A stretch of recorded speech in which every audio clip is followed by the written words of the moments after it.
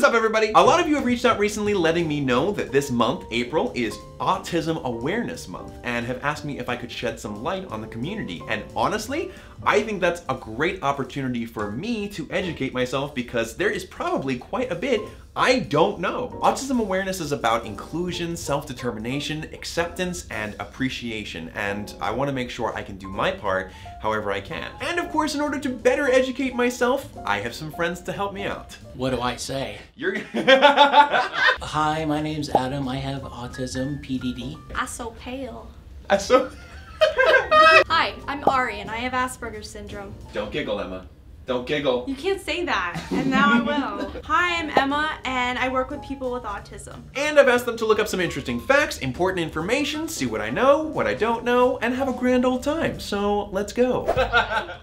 Yeah, so basically we're sitting here in this way just so that they can all be together, relate their different experiences. It's nice to have like a group discussion about each of these questions because, you know, I'm excited to learn a lot more about this that I don't know enough about. I'm really glad that you guys are here to help me. Well, thanks for having us. We're very happy to be here. I'm excited. All right, cool. Adam, you want to go first? Yes. Sweet. All right. What is autism? Oh. That is a good one to start with, isn't it?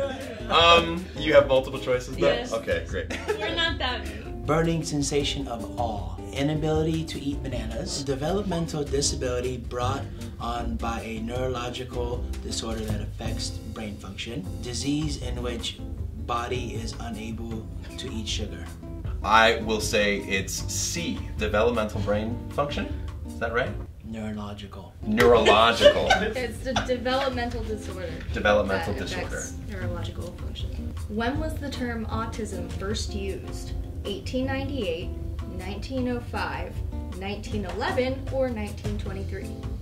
Okay, I'll go with 1911. That is correct. Really? Yes. Oh my goodness, okay. Didn't No, I did not. There was this Swiss psychiatrist whose name was Eugen Bleuler. He didn't use it in the sense that it's used today. He actually used it to describe a set of symptoms that were related to schizophrenia. It wasn't used to describe kids with developmental or social problems until the 1940s. Okay, so it had to kind of develop that definition after a while. I mean, it's, in the process of discovering something like that, categorizing it would have come later after so much research. Which of the following are symptoms of autism? Difficulties with verbal and nonverbal communication, difficulty with social interaction, repeated body movements such as flapping or rocking, and sensitivity to sounds and textures. Well, I know a couple people who have different symptoms of each. Okay, I'm gonna go with difficulty with verbal and nonverbal communication. Interesting choice. It's Yeah. actually all of them. That was very good that you noticed several people. What was the first form of autism identified? Is it A, Kanner syndrome, B, Asperger's syndrome, C, PDD-NOS, which is pervasive developmental disorder not otherwise specified? Is it Kanner syndrome? It is. Is it really? Yes. In 1943, Leo Kanner published a paper identifying autistic children who had been misdiagnosed as emotionally disturbed or mentally retarded. He had been observing the behaviors since 1938, but he published his paper in 1943. I love, you got your years down, Ari. That's fantastic. When was Asperger's then? I don't remember the exact date. I believe it was the late 1970s. Was the other option discovered even later? PDD-NOS is really a bucket where you put everyone else who doesn't have a label. Got you. Okay, that makes sense. What is sensory overload?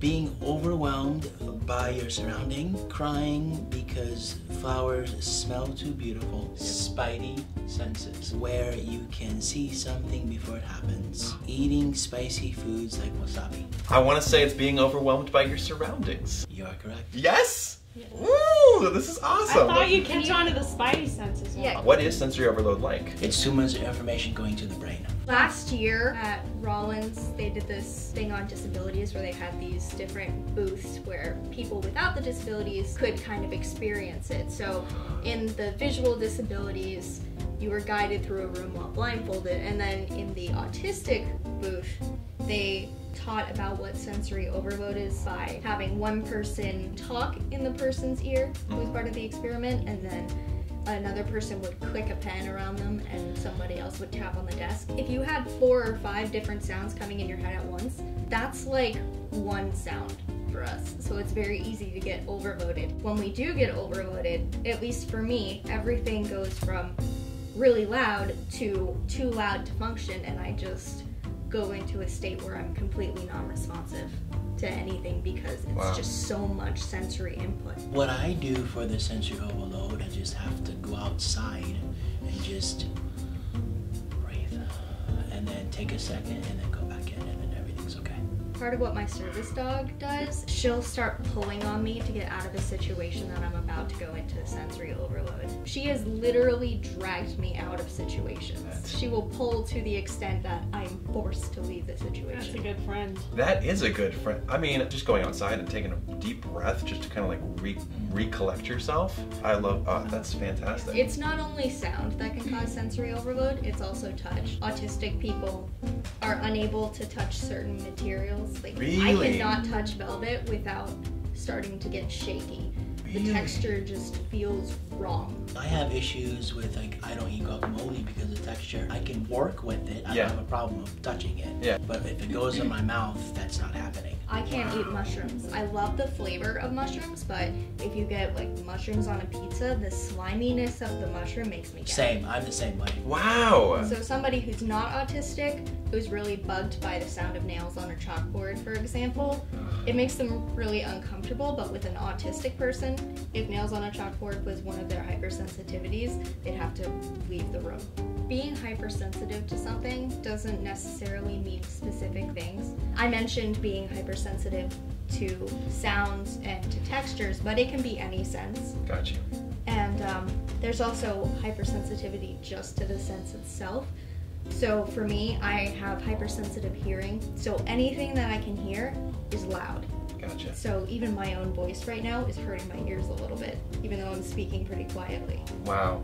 What is stimming? Is it A, a way an autistic person distracts themselves from their environment, B, a way to keep out unwanted sensory input, C, a way to cause harm to themselves, D, all of the above, E, both A and B but not C? I would say both A and B, but not C.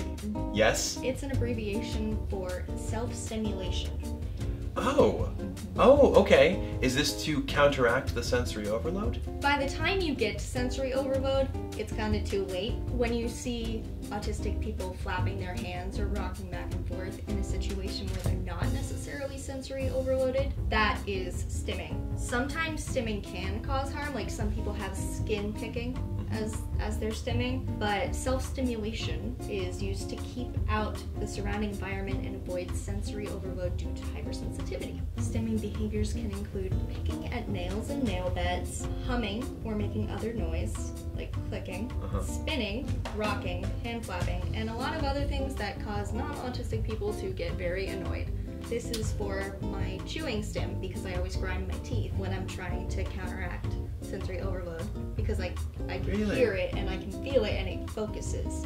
So instead of grinding my teeth, which is bad for me, I have this chewable necklace made of medical grade silicone. And you just, What? it's just a chewable necklace. Do they come with all different types of products? Yeah, Stimtastic is really great for autistic people with all different stims. How can you help autistic people feel comfortable? Touch them to get their attention, yell at them so they understand better, give them water and snacks, ignore them, ask them what makes them feel more comfortable. Oh, I mean, I would probably ask them what makes them more I comfortable. mean, I bribed everyone with food, so Huh? I'm just kidding. I mean, I wouldn't want anyone to yell at me at all. No. Right? Personally, I wouldn't want anybody touching, like tapping me out of nowhere either, so. Touch is one of the more common ways or one of the more common hypersensitivities. So just randomly going up and touching an autistic person usually doesn't go well. So what is the average age at which autism is diagnosed? Is it A, 2 years old, B, 4 years old, C, 6 years old, D, 8 years old? For sure, I'm gonna go with 6 years old. Incorrect. Okay. It's 4. It's 4! It's 4. Wow! Okay, I didn't know it was that early on. Because A lot of the time, autistic children tend to not speak very much until they're 4.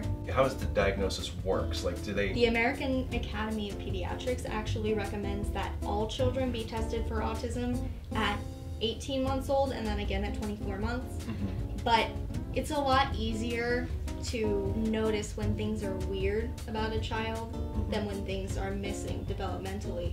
The DSM is the Diagnostic Statistical Manual. It's how all psychiatrists and psychologists code their patients. There was this thing called Asperger's syndrome, which was in the DSM-3 and 4, and the nickname for it is actually Little Professor Syndrome, and that's what I was diagnosed with.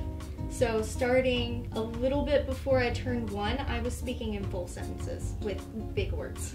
What? Yeah, my mom over there is nodding. Yeah, so like when early on in age, it could be demonstrated in any form or fashion. About 50% of autistic kids tend to have above average to very above average levels of intelligence, but it's more easily identified and expressed in kids with Asperger's earlier on. Is autism more common in biosex males or biosex females? I want to say biosex males. That's correct. It's more commonly diagnosed in Okay. biosex males, but autism tends to present differently in biosex females, and it tends to seem more subtle. Like, I wasn't diagnosed until I was 10, with the average age of diagnosis being 4. So it was just more subtle. It's more commonly diagnosed in biosex males, but in my personal experience, I know just as many biosex females. Are more people who have autism considered to be high functioning, low functioning?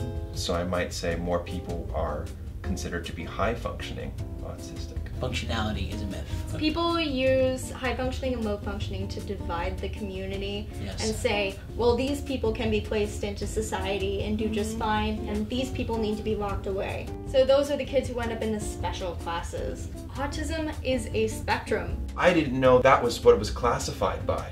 I didn't know that's how they address the divisions that they made. I didn't know that's how they were addressing certain people. And even if you're classified as a certain thing, that doesn't mean you are like that. Right. Wow. Well, and that's, I think that when I was first going into, what Autism Awareness Month is standing for, they said especially this year it's about acceptance and inclusion and like the celebration, because it's not something looked down upon. Like everyone's people, this is who they are. Yeah. A lot of people who are diagnosed with autism actually use the terms neurodivergent or neuroatypical to refer to themselves.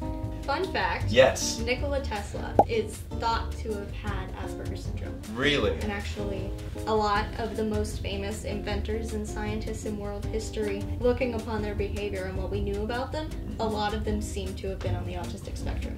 Wow. It's also really important to note that while we are considered to be higher functioning generally, we here are all verbal and we can all speak about this topic without getting overwhelmed, but a lot of autistic people can't do that. And although we gain things from being autistic, like having special interests, some autistic people don't get that. Some people get extra medical problems and are unable to communicate in any way. Even using sign language and text-to-speech doesn't work, and they're just trapped in their body.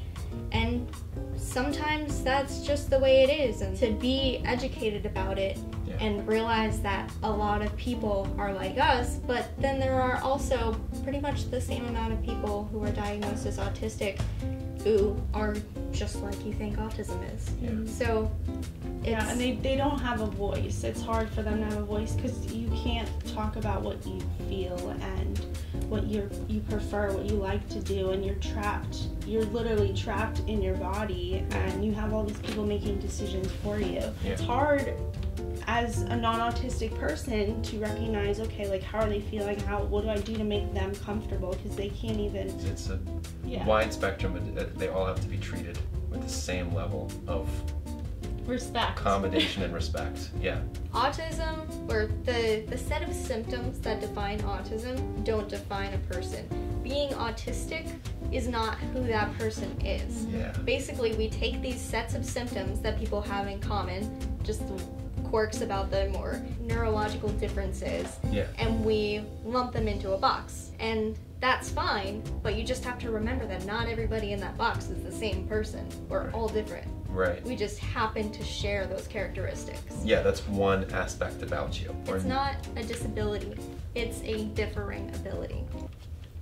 Perfect. Well, that was an awesome time. There was so much I had no idea about. I am so thankful that you all let me know that it was Autism Awareness Month. It's so wonderful getting to know about people from all walks of life and understand how unique and similar we all are. And hopefully you all got to learn about some amazing people today too. Thank you so much for watching this video. I hope you enjoyed it. Thank you so much to Adam, Ari, and Emma for helping out with this video. Their information is down in the description below. If you're interested in my previous videos, click over here. If you're new to the channel and would like to stay updated, click the subscribe button down here. And if you're interested in becoming featured bander, click over here. That's it, and until next time, take it easy guys, gals, and non-binary pals. Peace out!